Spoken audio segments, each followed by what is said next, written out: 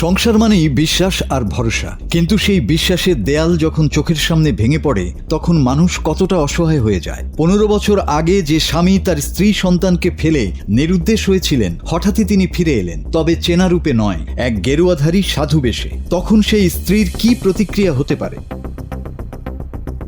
ঘটনার নায়ক সন্তোষ মিশ্র পেশায় ছিলেন একজন সফটওয়্যার ইঞ্জিনিয়ার। ভালোই চলছিল সংসার, কিন্তু 15 বছর আগে হঠাৎই একদিন তিনি উধাও হয়ে যান। শোনা যায় অন্য এক মহিলার টানে তিনি ঘর ছেড়েছিলেন, পেছনে ফেলে গিয়েছিলেন অসহায় স্ত্রী আর 2 অবোধ সন্তানকে। বছরের পর বছর কেটে গেছে, স্ত্রী একাই লড়াই করেছেন সন্তানদের বড় করতে, আর মনের ভেতর পুষে রেখেছেন একরাশ ঘৃণা আর অভিমান।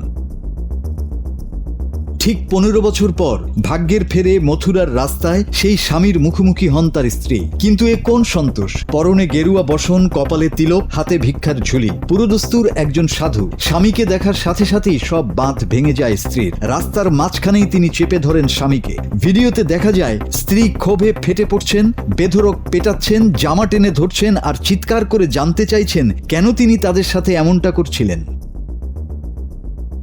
রাস্তায় লোক জমে যায়, ভিড়ের ভেতরই বেধড়ক পেটাতে থাকেন স্বামীকে। সঙ্গে যোগ দেয় স্ত্রীর আত্মীয়রাও।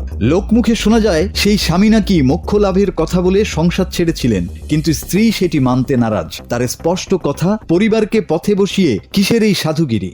नरेंद्र शर्मा के जोरे जाकर ऑफिस बननो माटिया जी सॉफ्टवेयर इंजीनियर हुए।